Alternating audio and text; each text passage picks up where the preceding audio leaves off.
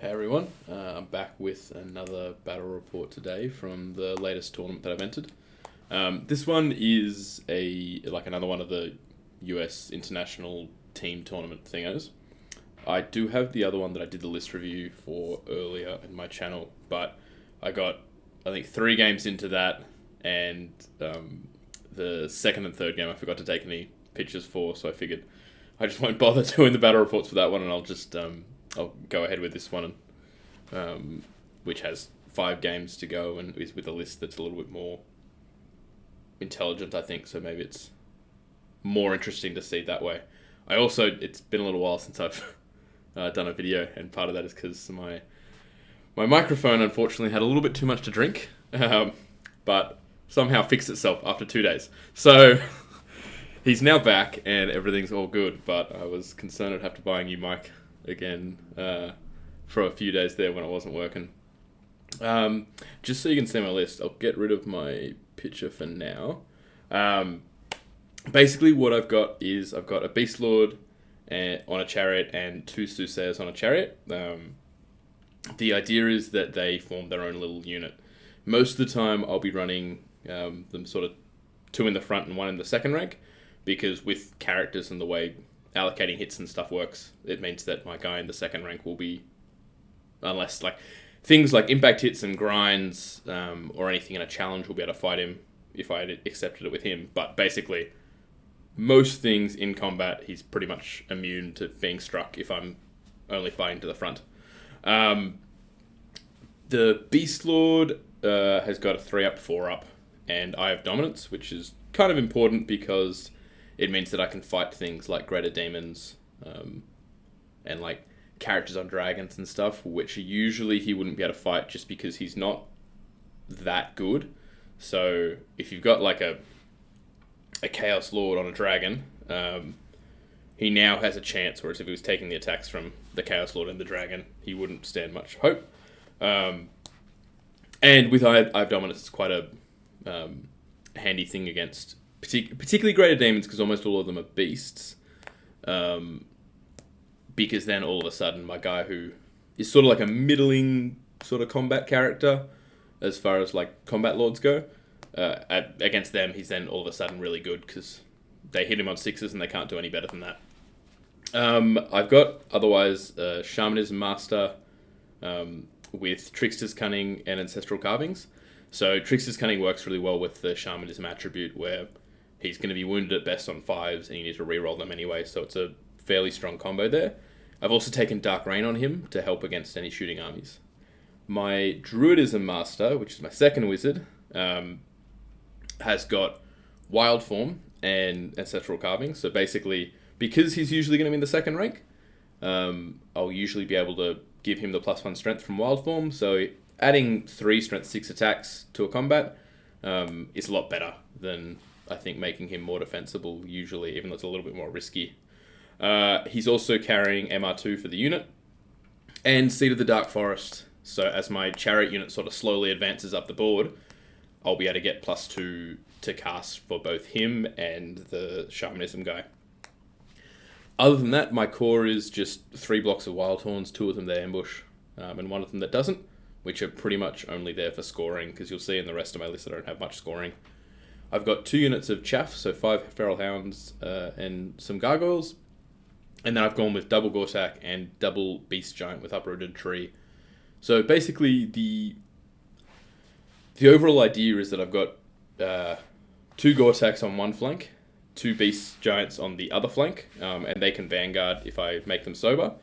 And then I've got the really tough Chariot unit sort of moving up the middle, and with Shamanism as well as Druidism. Like, Druidism are really strong lore, both to help out the Giants when they're in range, but also with that Chariot unit makes them really, really hard to kill and gets them wounds back from chip damage and stuff. But Shamanism will give me things to do in the early phases where Druidism usually lacks. So if it's Totem Beasts or bees, but like a lot more options basically because of the better range. And sort of spells that do things other than just making my guys more defensible. I found Shamanism to be quite helpful in that sense. So yeah, basically strong magic with the characters coming up the middle, and then hopefully crashing down two flanks with really strong single models. And usually the Beast Giants... So the Beast Giants with the uprooted trees, they auto-hit, but they're Strength 5, AP 0. So usually I can find a place for them where the enemy doesn't have too much armor, so they're just basically a really good giant because they're auto-hitting. But otherwise, those are 4 single models, which means that when I'm in a bad position, I can usually get out of the bad position because they've got such good movement with the free pivots and everything. I'll just bring myself back before I discuss my opponent. There we go. So I got a Demon Legions list, and I thought... So pairings, basically, I'm actually doing this tournament, and... it's back to sort of the more traditional 5-man system as opposed to the last one I had on my channel, which is basically, in brief, you both send one army out, and then so whatever they send out, we get to send 2 of our guys for them, and then that army that they send out gets to choose between those 2 options, and the same on the other side, and then the same thing happens once those matchups are chosen. You get to 3 left, you send 1, and you're 2 remaining go over for the guy that they hold back to choose, and you do the same for the 2 armies that they had. This one, I think what happened with basically I think this is a good matchup because the Beast Giants are good against demons, the Beast Lord is good against greater demons and stuff, and because he's got so few units, so I got this one, basically, I put myself into this thinking it was a good one, and the more I sort of looked at how everything worked, the more I got a little bit concerned that this wasn't such a good matchup. So basically what he brought was a Sentinel with Guiding Mirrored Scales and a Breath Weapon, who will certainly sit in those 24 Lemures with Unnatural Roots from core. He's also got... the Sentinel is a Wizard Master of Thalma. And he's also got Armour, who is a Wizard Master of Evok, with Mirrored Scales and Iron Husk. He's got 2 units of 10 Imps, which sort of I feel like are probably just sort of support shooting, and a little bit better help with scoring. Basically, they're not really the core parts of the list. And then he's got a unit of Chaff in 5 Furies, and then sort of his meat and potatoes is 6 Clawed Fiends with Broodmother, and 6 Bloatflies with Broodmother. So when I looked at this, I saw it was quite limited in terms of what he had on the board, because basically he'd have Bloatflies, Clawed Fiends, a Lemure block, and the Maw going around. So it's sort of like only 4 things happening, and realistically the Sentinel Lemure block isn't that strong. It's just got good combat res, and it's hard to do wounds too. So it's more looking to break you than being a threat to kill. But he is, so the Clawed Fiends particularly, but also the Bloatflies with the fact that they fly, and comparatively to my list, because they've got Swift Stride, whereas all of my monsters don't, he's basically got a speed advantage in his 2 main units, and the magic that he's got, he's always going to have a 4 dice advantage, and he can 2 dice most of his buff spells. So I was looking at that going, if I'm going to fight one of these units, there's a good chance that he's got 2 buffs off, and that means that so if the Bloatflies charge a Gortak, odds on the Gortak just dies before it gets to strike. And quite possibly the same with the Clawed Fiends. They're a little bit worse because they are only strength 4, but even still, I was looking at it going, I'm going to be in a lot of trouble if I'm not really careful in this matchup, which is not good because I realized this after pairings. So I paired myself into a good match and then realized I wasn't really paying enough attention when I was doing my codings, like in the color codings for what lists are good and what lists are bad for me to play. So if this went bad, it'd be really bad for my team because I'm doing the pairings, and I put myself in a match I thought was good, as opposed to putting one of my teammates into a match that they thought was good. So this going badly for me would be embarrassing, and I'd feel bad for screwing over the team, basically. Not working. There we go. So I did miss a few screenshots in this one. So some of the things I'll have to be filling in the gaps.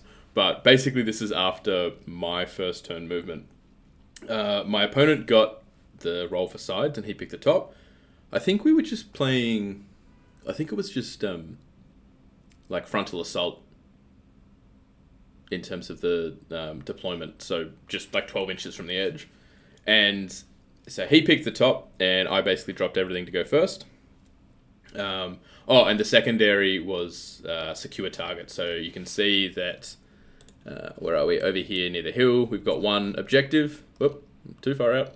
And then over here near the other, sorry, it's not near the hill. Both of them are slightly near the impassable objective, is what I should be saying. And pretty much from his deployment, he showed that he was, it's after I deployed, but I had my Wildhorns over there. And from where he's sitting, obviously, he's happy to let me maybe not win the objective because he could fight for that one over on the right-hand side, but on the left, he's just giving that up to my Wildhorns basically immediately. From how I deployed, pretty much the idea was that the Giants on the left could Vanguard and go around that impassable if they needed to. The Wildhorns, they're not important in terms of the fighting part of the list. So I was sort of happy to just go, they're going to go and try and get that objective.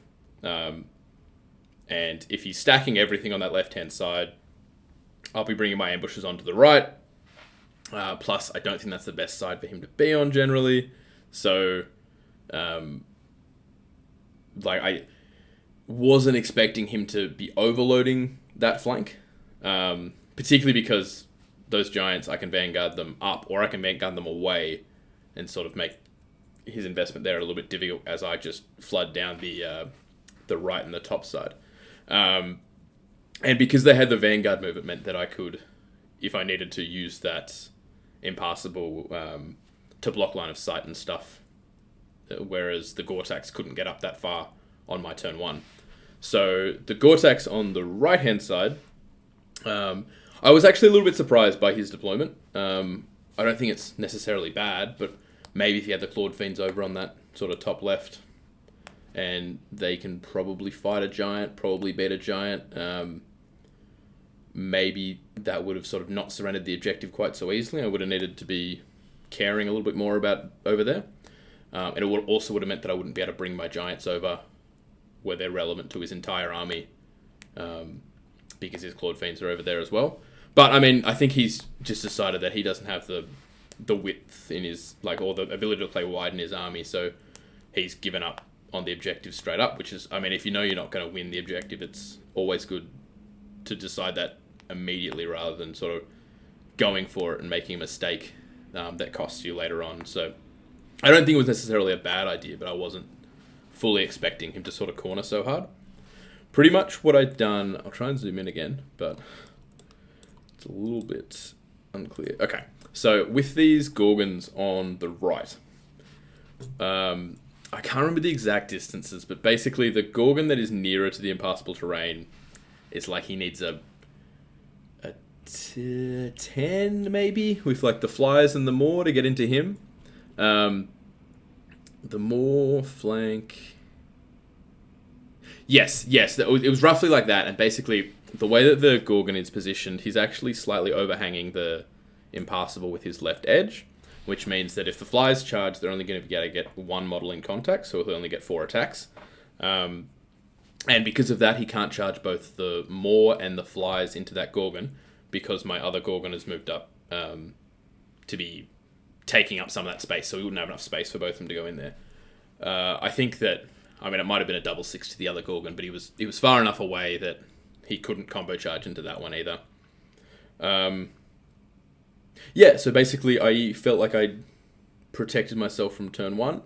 And that Gorgon, because he's got the 1 inch between him and the impassable, he's not, even though he can't go directly forward for a charge, he's not sort of completely stuffed because he can still wheel and charge things sort of over,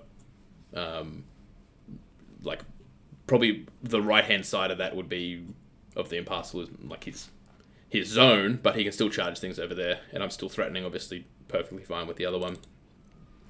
Other than that, yeah, I hid my gargoyles for when I needed them later, and I dropped my forest where it is, the dark forest, sorry, where it is. The cover didn't really matter, but I just placed it so that with a 7-inch move, my druid, who was in the second rank, could also get in to touch it to get the +2 to cast. What is this? This is after his turn 1. Yes, this is definitely after his turn 1. So he's obviously worried about my ambushes with his Furies and Imps basically guarding his backlines, which I don't think he needed to be that worried about because there's nothing that they threaten other than the Imps and the Furies. So I guess the Imps aren't that important to his list anyway, so it's sort of like, well, I'll stop you from coming in to my back ranks and that's better than not. But his big things didn't have to worry about them anyway. A little bit surprising to me was how he turned his Clawed Fiends up in the top, because their line of sight is basically then allowing the Giants to just completely push. So I can get very close to everything up there, basically, without needing to worry about the advanced 9 unit that will beat me in combat. He didn't obviously like the charge of only touching with 1 Bloatfly into my Gortak, so he just moved them back and sort of kept threatening. And then he moved his Maw down to, if I was going to push aggressively, he'd have some good counter charges there. I think, basically, I'm not sure if he was expecting that from his magic he'd kill a Gortak. I don't know what the odds are on that, but probably... It's probably not unreasonable that a Gortak would die, but I think it would be a little bit unlikely, despite the strength of his magic. So the spells he's got as well, they're a little bit cut off here, but basically he's got Trial of Faith, Hand of Heaven, Smite, and Breath Weapon from Thalma, and he took the 2 snipes from Evok, reroll to wound, and then I think Whispers of the Veil. So what he did in the end was he ended up doing 3 wounds to the Gortak. I think that's with magic and the breath weapon that he got off on his Maw. Let me just check the next one. Yeah, so 3 wounds in total. Other than that, just sort of positioned himself. So in my turn, I basically just went, cool, a Gortak is happy to fight a Maw because my 6s ignore your save completely. My 6s to wound, I should say. And as soon as I get buffs and stuff up, you're probably not going to kill me. And then I'm going to be winning by some margin. You won't be steadfast. And I figured it might likely take 2 rounds, but I think that I should win that no matter what. So what I did then was, I should have actually measured this and positioned this a little bit better, but I got lucky with how it worked out. The Chariots moved back slightly so that my Druid could be within 12 inches of the wounded Gortak, which means that my attribute can get him a wound back. But because of the position of the forest, I lost my extra +1 to cast, basically. Other than that, I stopped his Sentinel block from countercharging into the Gortak, and the position of that second Gortak is where it is basically. So at the moment, if his Bloatflies charge in, they're only going to get 1 in contact, and then I also and they're in the front, obviously, and I also had it so that even if the Maw was alive and reformed further down, I'd still be with my right hand edge just overlapping the edge of his base. So again, the flies, even if the Maw moved down, would not be able to get more than 1 model in contact. And then as well, if I need the second Gortak to go in and kill that Maw, I had that option as well. As I said, I basically sent the Giants aggressively in because the Clawed Fiends weren't trying to zone them out anymore as well. I'm not sure if this next one is a bit of a jump, but I think it is. Let me have a look. Oh, no, it's not that much of a jump. Cool. So basically, the Gortak, I got off +1 strength and Healing Waters on him, and with Thrown Up. So basically, the magic phase went pretty well. And at the end of the combat, he's taken 4 wounds, but I've killed them all because I think I rolled a bit well, but I did 6 wounds or something to the Maw, and it did like 1 to me, I think. And then at the end it was like I was winning by 5 or something, and he didn't make the low leadership test, so he popped. So that was basically huge. That was huge, probably the biggest thing that could happen in the game, because that makes his magic so much weaker, having only the one Thalma Master, and because it's like 1,000 points that I got on turn 2. So I was really happy with that, basically. I wasn't sure how I was going to handle that more, but putting him in that position made me ecstatic once I could send a Gorgon into him, because that's sort of the best thing I have to fight the Maw. Even if my Beast Lord was fighting the Maw, I'd think I'm unlikely to die, but it will take like 4 or 5 phases of combat to get through him, so that gives him ample time, particularly because he's always steadfast, so he'd have to fail a Leadership 9 test to be even taking additional wounds from the... I think win by like 1 or 2, so even taking 1 or 2 additional wounds would be hard to do. So basically my Gorgons were the best thing I had to deal with them more, and my opponent, fortunately, I think underestimated the Gore-Tax and let me take advantage of that.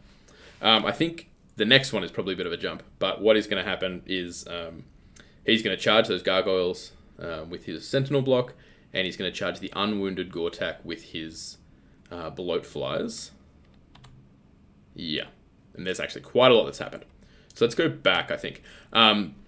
So basically what happens here is the Sentinel block charges the Gargoyles, and then overruns that they're basically just like an inch away from the Impassable. The Bloat Flies charge the Gorgon, and they get a buff, maybe 2 off. The quick maths I was doing in my head was saying that it was about 50-50, I think, for the Gorgon to die, and he did die, which was unfortunate. And their overrun takes them into the Wounded Gorgon, obviously, who I do get a magic phase to try and heal, but was possibly going to be quite likely going to be in some trouble. So the end result over there is probably that we've exchanged my 2 monsters for his 1 and 1,000 points, which I'll still take, because I think that the magic of the Maw is important enough that even losing my 2 Gore-Tax, as long as I take that Maw out, it's worth the trade. Let's see. I just chucked a light on because I think it was getting a bit dark in here. Yeah, so I think that's basically what will happen here. And then, okay, a few things have still happened. So that's basically what happened to the Gore-Tax. Up in the north, my Giant basically is just sat. After I think last turn I'd moved it up, because those guys were reformed to be looking roughly where they are, to use the board edge to force him to clip. Now I've sat him there so that he'll still get 4 guys attacking, which I think, in all honesty, is actually probably still my Giant losing. I probably should have just kept him on the board edge, but I wanted to, if he just stays there, I wanted to be slightly relevant to going further down and helping out in the big Lemure combat. That's where are we? Sorry, sometimes my mouse plays up a bit. The big Lemure combat that is happening. So those Bloat Flies basically have, in the last turn or 2... What turn is this? This was... I charged. So 1, 2, 3... So this is my 3rd turn. So I killed his Maw in my 2nd turn, and then in his 2nd turn he killed... It doesn't make much sense to me. In his 2nd turn he killed my Gore-Tax. And this must just... I don't know. Even though it's not the end of my turn, it must be after he killed my Gore-Tax in my turn. Who I'd put some buffs into, basically. But in his 3rd turn, or in his 2nd turn...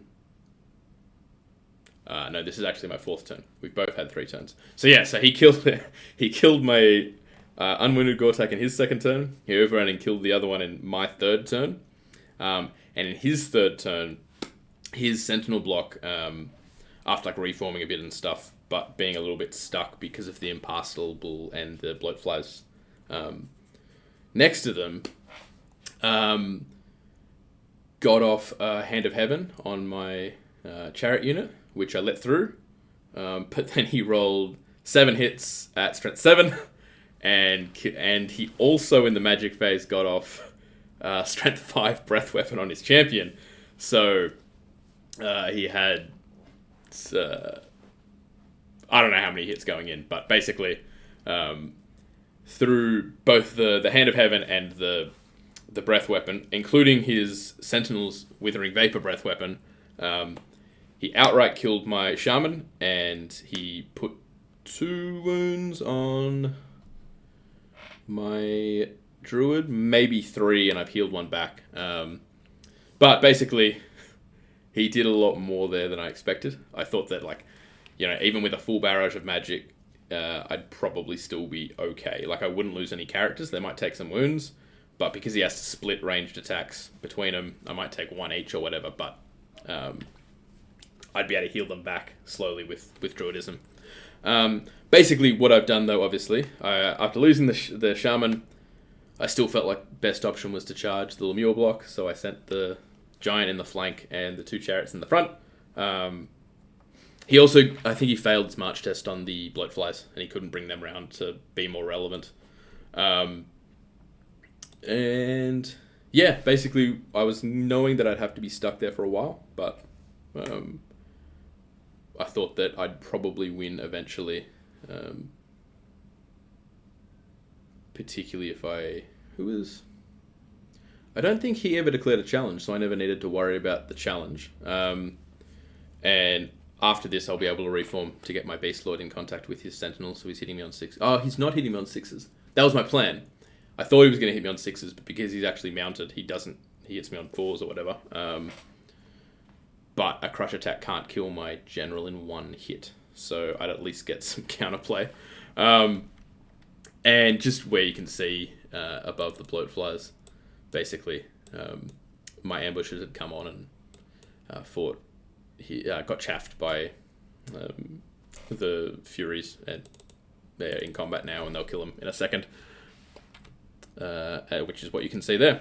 So this is, I don't know, this must be like between doing that combat and doing the Lemure combat, but as you can see, I got Stone Skin off on my characters, and then, like, I mean, he's got 3 ranks, effectively 2 banners, with static 5, but I've got easily enough there that I'm always going to win the round. Next picture. Ooh, a lot of things have happened. Okay, so basically, on the next picture, this is after charged, his turn. Maybe 2 rounds of combat against a Sentinel block. I think he failed one of his Steadfast checks. But I've killed all the Lemures. Yeah, maybe even 3. Anyway, I've killed all the Lemures. And then basically I sent my dogs, who were just going to be chaff, into the flank of the surviving Sentinel. Because I was always going to fight him with my Beast Lord. So getting the extra +1 to combat res was going to be helpful. Up the top, the Giant is actually doing really, really well, because he took, like, it was well above average, I think, but he took like 5 wounds from the 12 attacks on the Clawed Fiends in the first round of combat, and then he held on some low-ish number, and then my opponent, I think, has rolled poorly in the next round, and I've rolled well on saves. So he's sitting there. I think I even got him a wound back at some point with Summer Growth, but basically he's sitting there with a lot of attacks happening, and